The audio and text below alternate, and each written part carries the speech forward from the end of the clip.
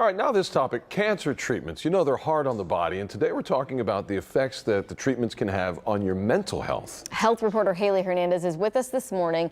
Good morning, Haley. I mean, this is a big one. Yeah, and I'm not just talking about terminal cancer. Any cancer treatment takes such a toll on your body, your mind, even your family life. This is considered a traumatizing event, leaving the patient saying, okay, now what?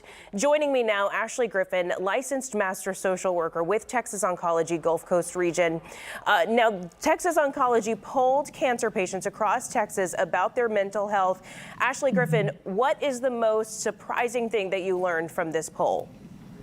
Yeah, absolutely. This poll actually revealed the very real impact that cancer has on patients' mental health, spiritual, and emotional health. Most of the patients actually mentioned that they wish that they would have had some kind of emotional and also mental support during this time. They felt isolated during and after their treatment. You know, it's really not surprising to me that somebody would feel like that. You found in your poll 70% felt depressed, 65% felt symptoms of anxiety, and I think what should surprise everybody is that still 60% said that they didn't even want to seek help. So how is the mental health stigma affecting cancer patients who would understandably feel depressed during this time of their life? Right. Yeah. So, cancer impacts the body tremendously. And I don't think that a lot of the many patients said that they felt unprepared for the mental and emotional impacts that would come. And they felt uncomfortable, asking their care provider, so through this poll, our aim is really to not only to encourage patients and their families to talk to their care providers about the effects that their cancer treatment is having, both mentally, spiritually, and emotionally, but also it's important for providers to also to check in and to screen their patients for depression and anxiety, because this poll shows that it's a very real experience that cancer patients are having. I find that a lot of times you can tell a provider that, but not always, the providers don't always know where to direct people, how to get them help from there. So what would your advice be?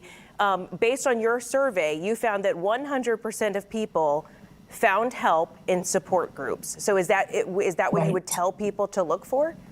Yeah. So, for example, at Texas Oncology, we have support services. We have social workers who provide therapy and who facilitate support groups. And those patients, even though it was such a small portion of the poll that actually utilized, as you mentioned, utilized support groups, utilized individual counseling, 100% of those patients rated the quality of support that they got as great, as excellent, and we see that it made a tremendous impact on their cancer journey. And so, yes, we encourage them to, if they're uncomfortable, to talk to their provider. Hopefully, we're, through this study, we're also showing that providers, if we're screening for depression, then we can be able to guide patients, their families, to the proper support, and it would be those, those avenues of support.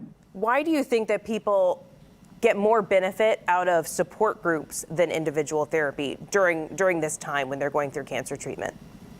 Yeah, it's validation. It's to normalize that, that the impacts of cancer on the mental health and the emotional health and spiritual health is real. And sometimes it helps to know that others are experiencing something similar. And so that's why that form and that platform of support can be so beneficial to cancer patients. All right, that's also good for those of us who are friends and family members to know, so that we can help guide those patients to those proper support groups.